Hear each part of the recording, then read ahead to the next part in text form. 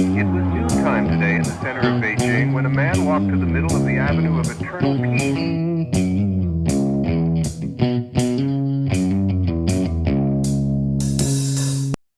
Well, all right. Welcome back to the Survival and Basic Badass Podcast, Kevin and Chuck.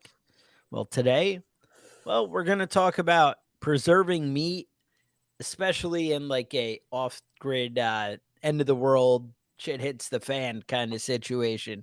The Right. idea is, basically when there's no refrigeration and no easy way to do things. So we're going to talk about, some of the obvious, the salt curing and the smoking. We're going to go into detail step by step so that way you guys can do it and don't end up stuck. And some of the other options you have, we're going to touch on. But there's not a lot of ways to preserve meat. I mean, the best way is to kind of cook it while it's fresh, right? That's the Right. answer. But Stick it in the freezer. I mean, that's the obvious. We all have a a fridge great and freezer. asset right now, full freeze. A freezer full of meat. I mean, if you're planning ahead, Yeah. but the power goes out and doesn't come back on. What are you gonna do with all that frozen meat? You can only eat so much. Yeah. Last weekend, Yeah. I was excited. It wasn't last weekend. It was 4th of July weekend. I got super excited. Bought 8 pounds of steak. I only Yeah. got through 3 pounds on my own. Kevin, you're just one man. I mean, Yeah. you're the victim. I would think in a weekend I could eat more than 3 pounds of steak, but that wasn't the case. Who knew? And that's the thing. I mean, just preserving what you already have, in Mhm. the thing. Now, canning meat, that's a different thing, and that's definitely an option. You can meat, and you might want to look into that. We're gonna, like really said, really focus on salt curing and smoking in Mhm. this episode. But what are some of the other options? So we have canning meat. Like, what can we do? Right. Well, I mean, a lot of people do fermentation, but that's not really great for most meats. So, you use that fermented foods or like hard cheeses, yogurt, beer, vinegar, wine, salami. All these things will last a long time. So with meats, it's salami, pepperoni, and chorizo. I mean, I'm sure there's other ones along that lines, but Yeah. that's basically what you're getting out of that is some of those cured meats. Now, the French call it charcuterie. Oh, I appreciate a charcuterie board. It's just smoked and fermented meats. Love it. But also, there's a lot of other ways to preserve things that maybe aren't as effective, but also good options. Preserving meat with fat and oil. Oh. So you go. What you would do is basically you're gonna boil the meat with oil or fat is what it is. You kind of want animal fat in okay. there. You're boiling it in the fat. In the fat, right? Then Yeah, you're gonna okay. put it in a container and seal it up as best as possible, and it'll last for months. And you just Right. scrape that fat off the top before you eat it because that's gonna have some bacteria in it. Right. And then you eat your meat, and that can last for months. They would basically put it in a pot, and just put a lid on the pot, and the fat would seal the meat in. Right. And that's it. You're just sealing it up so no air and bacteria is getting to it. And Right, obviously, by boiling it in the fat, you're killing anything on the internal side. right, And right. therefore, keeping everything out and keeping sealed, which is awesome. I mean, that's one of the things like they always talk about with meat. Like, so the reason when you go to the places, like you'll see some people slice off a steak and eat it raw, just pick up the piece and eat it and with Right. beef, Hmm. and you're like, oh, how can they do that? Well, the idea is so with a steak cut, that cut only the outside surface is exposed to air and bacteria. So Right. anything off the inside, you're clean. And that's why they say like ground meat, you need to cook more thoroughly. No, again, do I eat Right. very close to rare burgers? Yes, I do. And have I ever had a problem? No, I have not. But that's because meat gets kept refrigerated and Right. away from bad things. And America has the best doctors in the world. If you get a Yeah, case it's of the like squirts, you whatever. can get that taken care of if you It's can go to the whatever, right? doctor. Yeah. It ain't a big deal. Salmonella isn't even a killer if you're, living in a first world country. If you can go to the doctor, that's not always going to be an option, though, right? You don't want to get salmonella and have no one to take a look at you. Exactly. So what else are we doing with curing the meat here? What can we do? Or Well, some other basic ways for preserving. You can preserve with sugars like jams and stuff, right? Mhm. You can also preserve with alcohol.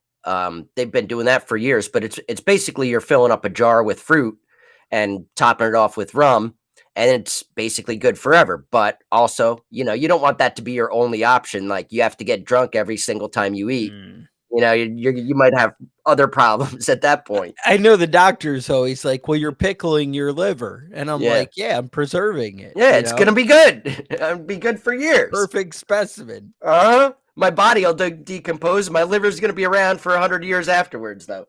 Yeah, that may not be the case, but whatever.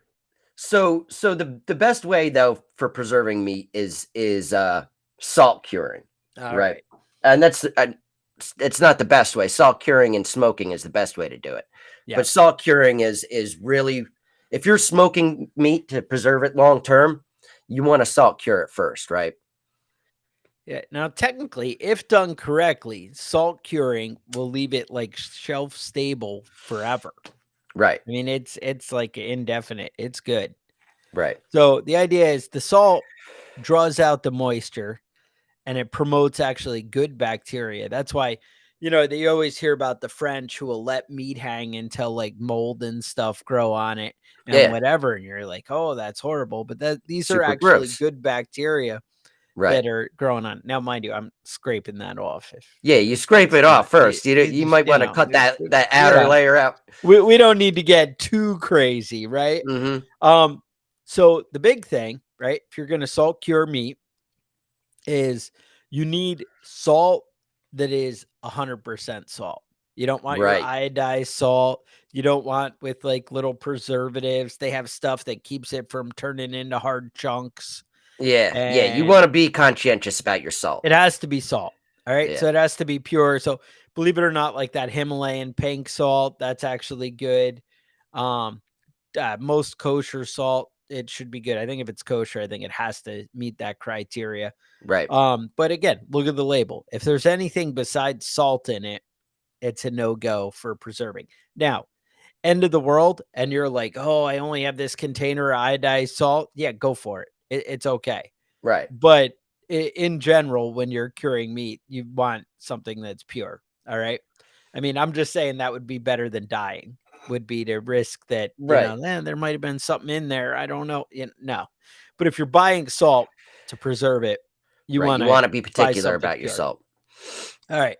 So pure salt, nothing else. Sea salt, obviously Himalayan. So I looked around. It's hard to find pure salt in quantity. Mm-hmm. Now, you actually don't need that much salt to preserve meat. It's not as dramatic as you think. But still, I would want a big bag if this was my plan. If part of my whole long-term survival plan depended on preserving meat, then you're going to want to buy like a 5-gallon bucket of salt or, 50-pound bag, something like that you actually have it and are good to go. Now, so what you're going to do now that you have the good salt, you want like quality meat. That's the thing. But I mean, that's kind of obvious, right? Like, I mean, why would I be, if something's suspect or questionable, that's the meat you cook and use right away. Right. The stuff that you preserve is the stuff that's in good shape. And another thing, if you're preserving it, you want it fresh. You know what I mean? Yes. You don't want to get it, stick it in the refrigerator for 3 days, and then go about doing it. You want it as fresh as possible. As fresh as possible. But again, everything's, within standard, and yeah, you don't want to really freeze it first and do, but again, if it's the apocalypse and my giant freezer went out, it's time to get to work. Try and cure that meat, even though it was frozen. Yeah, I probably am. All right. I don't know the official rulings on that, but I know that I'm going to give it a shot. So bottom line, you're going to coat the sides of the meat. Usually, I actually have they say it's like 2.5% so if you're cooking a pound of meat, you would take, a 2.5% of a pound, whatever the heck that is. I don't even know, like grams. I don't know, is about the amount of salt that it'll end up working out to be. But a thicker cut, you're going to end up going to like 3%, and a really thin cut, you would do 2%. But basically, the bottom line, you don't need to get crazy with that. The bottom line is you want to coat the sides until nothing sticks to the outside of the meat. All right. So our salt. Then you're going to set it in a container in a cool, dry place, and you're going to leave it for 5 days. Now, what they usually recommend is to get I know people have those drying racks that you put for, like, when you make cookies, they'll take them off the pan and put them Right. on the rack so that way the bottom doesn't burn. Racks like that, they'll set the meat on that. And why they do that is the moisture is going to extract out of the meat and drip into the pan and leave it. So you don't want it laying in that juice while it's trying to dry. Right. So the other scenario, hey, I don't have a drying rack, or I'm not willing to do that. That's fine.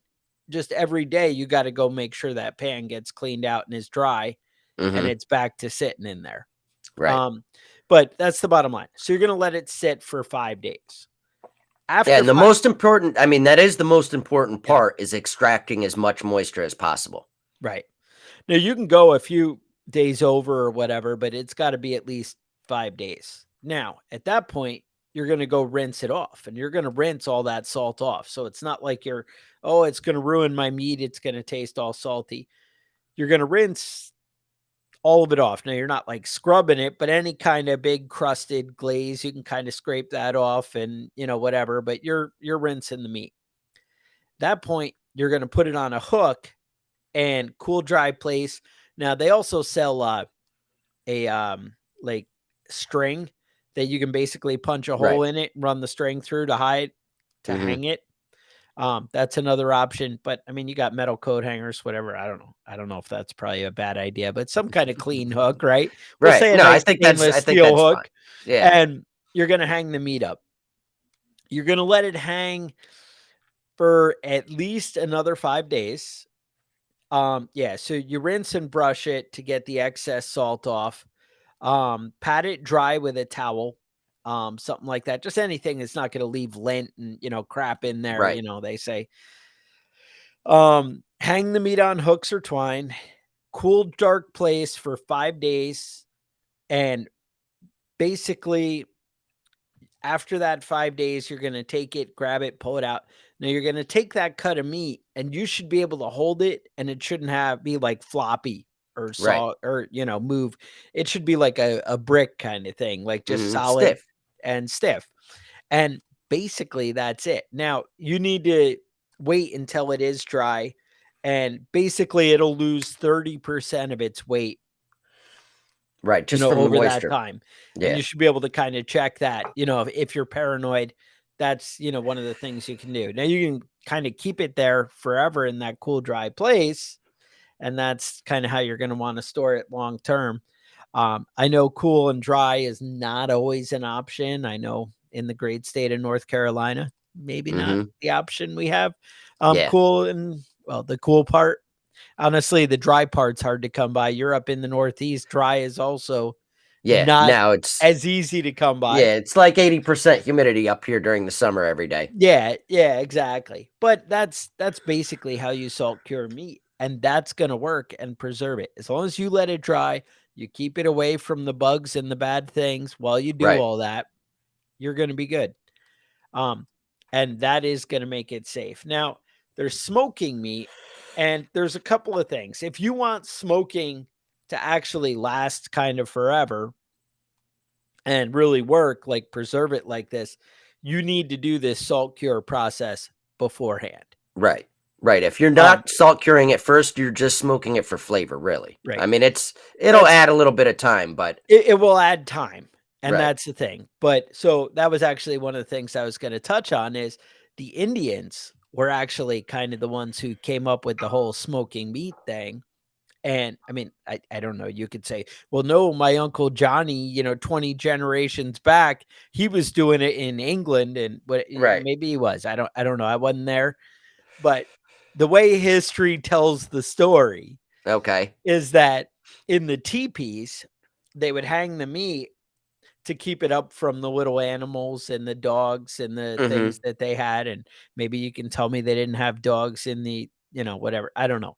But bottom line, they would hang the meat up to keep it away from the critters. And while they would have their fire to stay warm, it ended up smoking the meat. And what would happen is, now again, it would be up there long term, right? They're leaving it all the time. And you kind of always have a cooking fire going if it's, cold time of year, right? You always Mm-hmm. have something going on in the teepee. So what would happen is it would become like dry and hard. And they would take it and they would grind it up into like a powder, and they would add other stuff that they liked, usually like, like herbs, fruits, vegetables, the other stuff they dried, and they would mix it up and it would become that pemmican that you keep Mm-hmm. seeing the Right. ad. That's basically what that is. Um, they would usually grind it up into a powder and then add a little fat to get it to stick together, which Mm-hmm. kind of goes back to Kevin's theory of kind of preserving the meat and locking things out with the fat. Mm-hmm. So they would add a little fat, and then that would be those little bars. I actually have a picture for you guys. Um, but Yeah. so if you're watching the video, basically it's this, kind of looks like beef jerky, to be honest, Mm-hmm. and just kind of with whatever stuff they put in there. But you don't need the other things that was added flavor. Basically they're grinding up the dried meat and then soaking it in fat, and and they're just like kind of rubbing it together with the fat is how the Indians were doing it. I checked out some recipes, Mm-hmm. and that's how you're preserving it. And so again, if you didn't have salt to salt cure it, that might be the answer. A lot of those, what that Lost Ways book and all those things, and they're like, Right. oh, this, you got the creepy old man with the beard. Maybe Yeah. it's not creepy. I have a beard. I don't know. Maybe I'm creepy. I Having a I don't beard know. automatically makes you You're creepy. There's automatic nothing that you can creepy. do about it. And but so that's the thing. So you'll have the stuff that you can preserve right there without the salt, and you can kind of keep it forever. And I mean, these are real go-tos that are actually going to make the difference and kind of give you time, to eat the food that you already have and not lose it. And obviously, if you kill a deer, you kill a cow, you kill, whatever. Now, Kevin said taking the fat from another animal is the way to go, and I agree. But if all you got is the one animal and the one Right. bit of fat, then Mm-hmm. guess what? That's going to be your trick. Um, Yeah. but Traditionally, pemmican that you would make today would mhm, just be beef tallow. It would be the fat you would use. right, But right, like you said, you're going to use the fat, whatever fat you can get your hands on, for that sort of, an emergency situation. If you're doing this on your weekend, just to, to play around, find some beef tallow to make it with. But otherwise, use what you got. There's yeah. nothing wrong with that. Now, so a traditional smokehouse, what you'd want to do is you're basically making a firebox, Mm-hmm. and you're going to have a like this can be anything. I've seen people use like a little charcoal grill, and then they'll take that metal dryer vent, the Mm-hmm. 6-inch ducting, and they'll run it to some kind of box. Now, I'm actually working on one now in the backyard, and I had scored some good lumber from. I had actually found off like Facebook yard sale. I went to go Nice. buy windows from somebody, and he's like, I have this barn. If you give me $60 a day, you can take as much siding off the barn as you want, because I'm just going to push it down and have to burn it all. So whatever. And I was like, yeah. I sat out there for 2 days, and I got a lot of wood.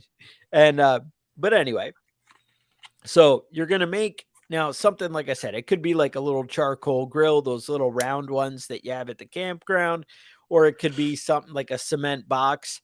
What I did for my play, my version is I ended up getting I'm gonna make it out of bricks, like in the fire block inside, because I'm Hmm. overthinking things and whatever. But I Right. also bought Tractor Supply had those, you could buy the big iron door and like the kit to make a 55-gallon drum Hmm. into a wood stove. Yeah. Now, you could actually do that, do the 55-gallon drum in the wood stove, but I just wanted the big heavy door. At the time, it was like $40. I'm sure it's like 80 now with inflation, who knows? Hmm. But I bought the big heavy door that I could have a nice hinge door on my, brick fireplace and load it up. I've seen people do where they make that box, they put a grate on top, and what they did is the uh the grate they could use as a grill and cook at the same time, so they could kind of cook, and then you divert, like as long as the majority of the smoke is going up and out, so that's it. So you have the box, you're going to have a pipe going out the back that's going to then go into the smokehouse. Now usually you want it to be like 10 feet away, something like that, Hmm. and you're going to have the smoke fill up the box. What I plan to do is basically a outhouse size building. And when I had old ovens that I was looking to get away, because I've been planning this for a while, when I had old ovens I was looking to get rid of, I actually took the racks. And so those racks are going to be like stacked up, and that's how wide Right. I'm going to make it. So I can just, Stack stacks it of up. racks there to Hmm. throw the smoke in. Now, a traditional smokehouse, all you're really looking for is you need some way to vent it. You need Right. the smoke to come in, and the vent is so you can control the heat, and you need some kind of thermometer in there. You do want it to be airtight. Sorry, not airtight, like insect proof, Right. so things aren't getting in there. However, whatever, while the smoke's in there, it's not going to be a problem. Right. There's not Because going to what be a whole happens lot in is there. when people finish smoking it, a lot of times they'll leave the meat in there. And Right. if you plan to do that, you need to be able to secure it from bugs for that initial, drying time. Hmm. Um, for the smoke to adhere to the meat, there does technically still have to be some moisture in there. Um, so that's something you want to, be aware of. It's kind of hard to find that delicate balance. Yeah. When you set up a smoker, typically, if you want it to be really smoky flavored, you want it to be 80 to 110 degrees. Um, if you go 110 or a tiny bit higher, that's going to make it dry quicker.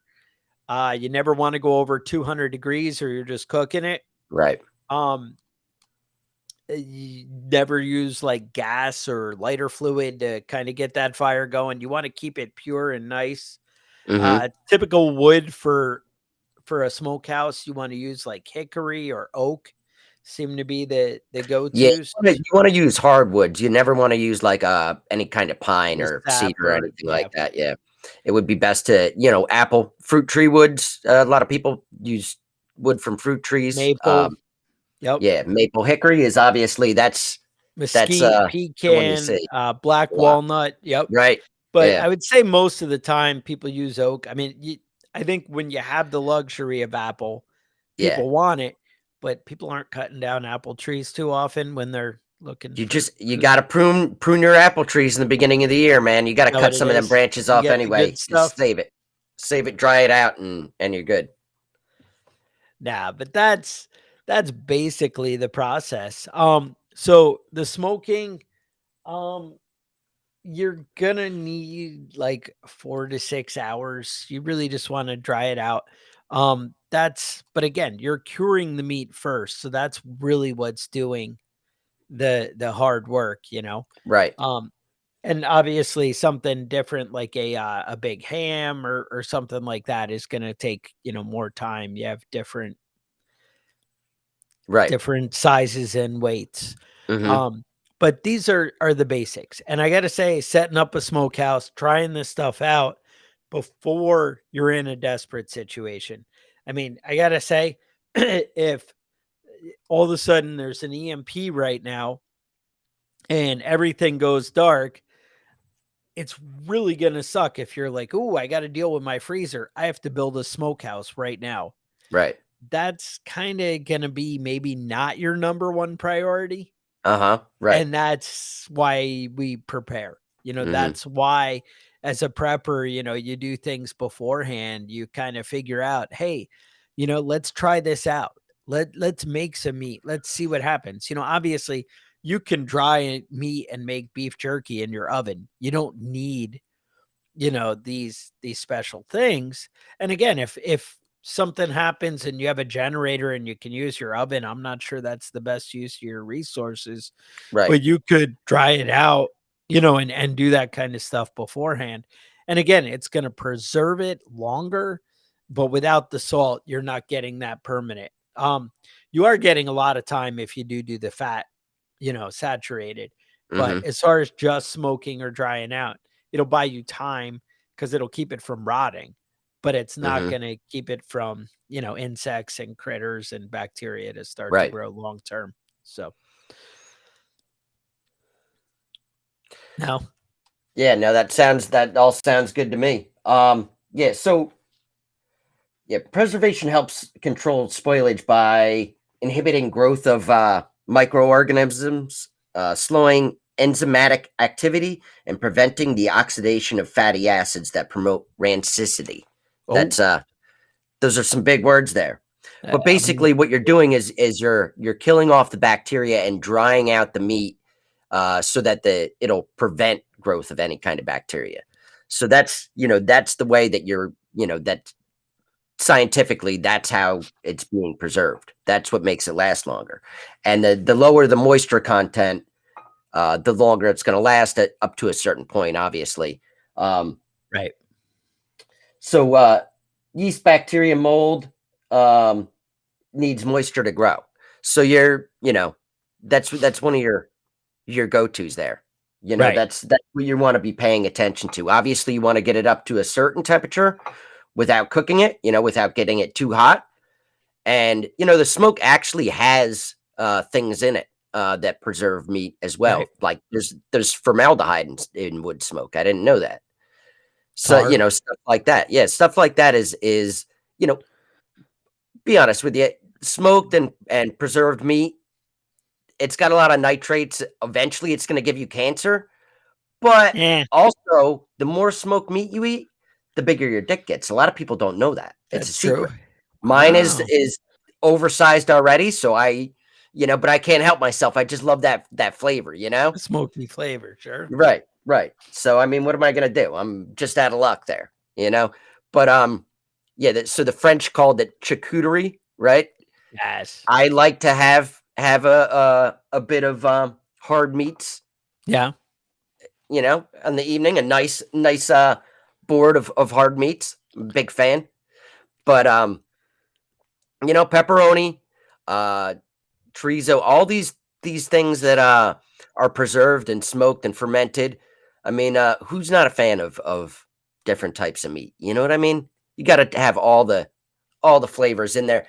In the United States, we're so accustomed to like beef, pork, and chicken. It's like Yeah. the three staples. It's all you see at the grocery store. You want to get lamb chops, you're going to spend $18 a pound on that stuff. Yep. It's Because it's expensive. exotic, right? Yeah, lamb, all that stuff is overseas, Europe, Middle East. They chow down on that stuff. I Right. don't know Goat. why in the United States it's so hard to Right. find inexpensive meats aside of the pork, the chicken, and the beef, but that's the way it is. I think it's because we're so gluttonous in America that we Yeah. need excess. And so Mm-hmm. what I mean by that is like, so you have lambs or goat, sheep or goats. Um, awesome overseas because they're like, hey, this will live anywhere. We can live in this horrible, rocky, crappy Right. environment. They eat anything. We don't need whatever. But you don't get a ton of meat out of a goat or a lamb or whatever. Right.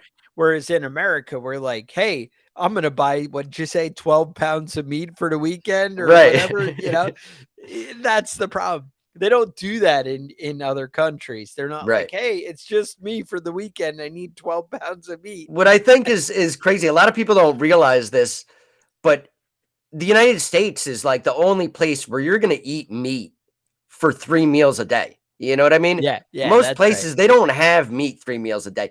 I had a friend of mine that was visiting from India, and they had rice for every single meal. And then on Sundays, they'd Oh, add some vegetables to that rice.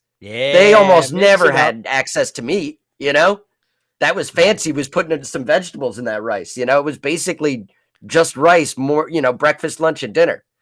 But I mean, if you're surviving, that's great, you know? Oh, dude, But it was brutal at work. It was Taco Tuesday, right? Earlier right, this week. obviously.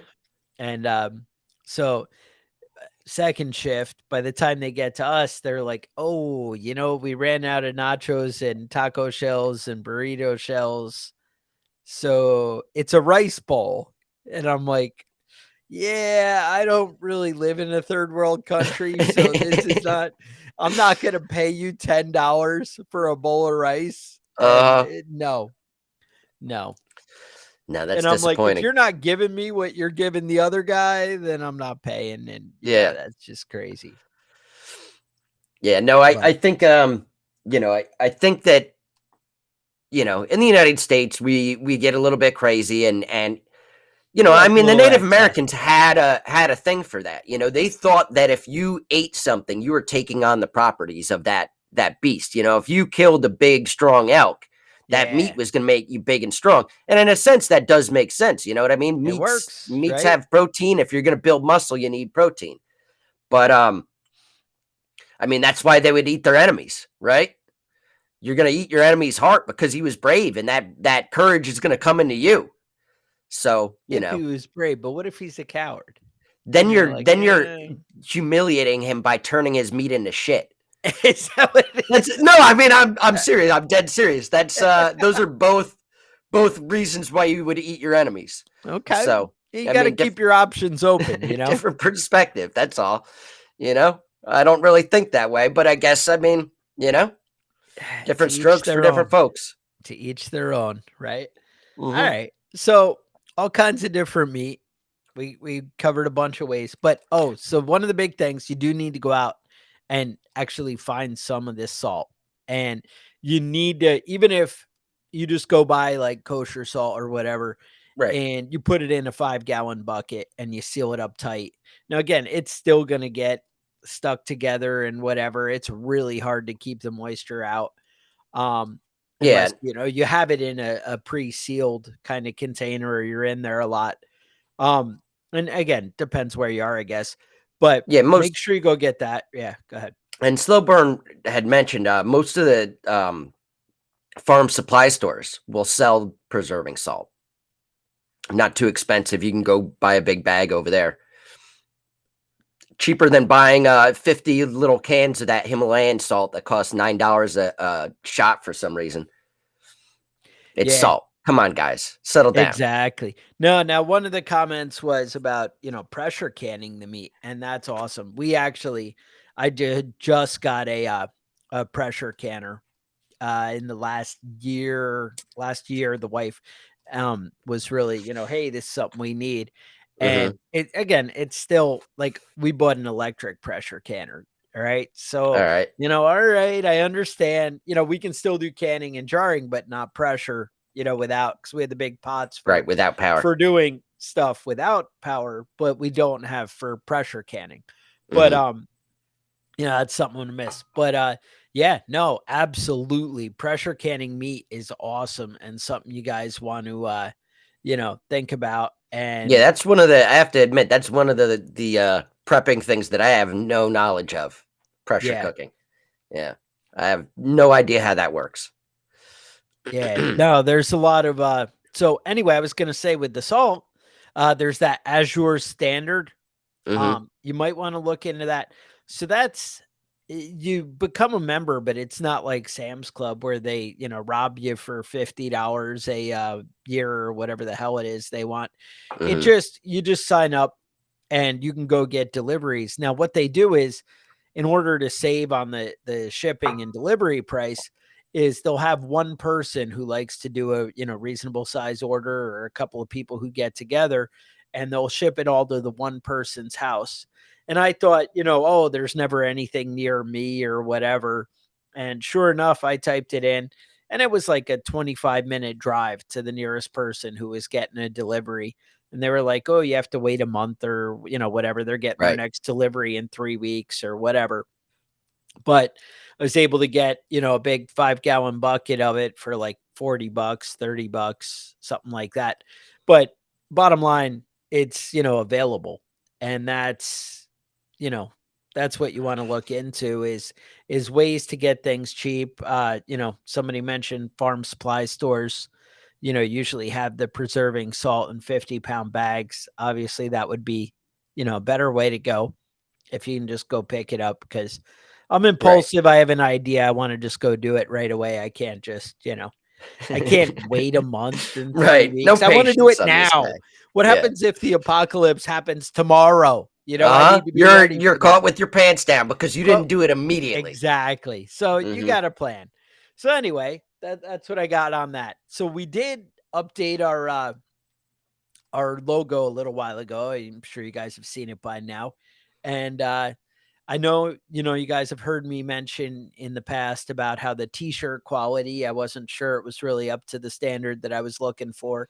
You can get those at preppingbadass.com. I ordered a bunch of the new ones with the new logo, and I had a bunch of friends at work order them, and a lot of people got the new t-shirts, and they seem pretty great. I've been wearing them pretty good. I do have a new coffee mug somewhere. Oh, Ooh, I have fancy. it backwards though. Yeah. I don't know. Hang on. There's a button I can hit that'll make it that you guys can see. And now you can imagine Ooh, what it would be fancy. if it was the right direction, right? Um Yeah. anyway, the but there's so all kinds of new gear at preppingbadass.com. The new logo, a lot of different variations. I came up with some cool stuff. Anyway, and the quality does seem to be better. Um, so anyway, coffee cup's a little simple, but I don't know, it just seemed right. It was simple and classy. And you know, hey, you can only do so much, right? Hmm. Yeah. I mean, everybody's got their own thing. You know, if you can butcher your own meat, if you're at home, you know, with your animals and want to butcher your own meat, that's the best way to do it. Make sure it's fresh to smoke. I definitely do that with certain animals, but um, I was gonna get a goat to I for believe that. and I talked to a friend of mine that does a lot of his own butchering, and he's like, I'm never gonna kill a goat again because you have to make friends with it so it trusts you, and Yeah. it's like smart. They're smart, friendly, Like, like hey, like buddy. dogs. And then while you're petting it, you grab it and slit its throat. And he said it was like he felt horrible afterwards. So Yeah, yeah, that I don't sounds know. right. I don't know The that I'm cute gonna and go for the fuzzy meat goats bunnies, you anymore. know, Yeah, whatever. It's yeah. I yeah. had to butcher a chicken 2 days ago. Yesterday, actually. I think Hmm. yesterday or the day before, either way, before work. And the wife's like, "Oh, that one's got a broken leg," and it's like hobbling around, you know, everywhere. Hmm. And it was weird. These two started out. We had got a regular batch from that Murray McMurray, I think we ordered. So you have to get like Hmm. 30 or something. It's a Right. big number. And so he's hobbling around, and these two just got so fat where they were like bigger than any rooster we have, whatever, and they can Uh, like barely walk. So I think the way he broke his leg was actually like jumping being off too the fat. roosting pole, yeah, to the Yeah, ground. It was just yeah, like, oh, and fell over. And she's like, he's been limping around for days and whatever. And yeah. she's like, you gotta Chicken was not a meat that people typically okay. ate. It was like, you had chickens for eggs, but they're always so scrawny.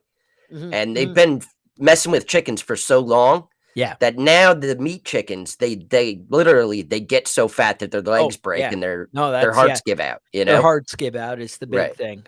So you have Yeah, to you raise them to full size and then immediately butcher them. right. That was so I was talking to a guy about that, a farmer a long time ago, because I don't do meat birds. I mean, we'll eat chickens as they kind of age out. I'll cook them Hmm. up. I don't care. People are like, oh, they get tough and Yeah, whatever. Whatever. whatever, dude. It's chicken. You know, be a Settle down. man, man up, Yeah. right? So anyway, I have these. I was talking to a guy at meat chickens, and I was like, so what's the deal? And he's like, well, in like 8 weeks or less, they'll get to 10 pounds, and that's when you want to kill them. He goes, if you wait any longer, if I go to 12 pounds, they just have a heart attack and just drop dead and fall over and die. Right. And I'm like, oh. And even if you find that chicken 3 minutes after it died, I'd still hesitate to cook it up, man. Yeah, he's like 10 pounds is your limit. And these were like leghorns or whatever, your big white ones that they get. Right. And he's like, this is what we do, but whatever.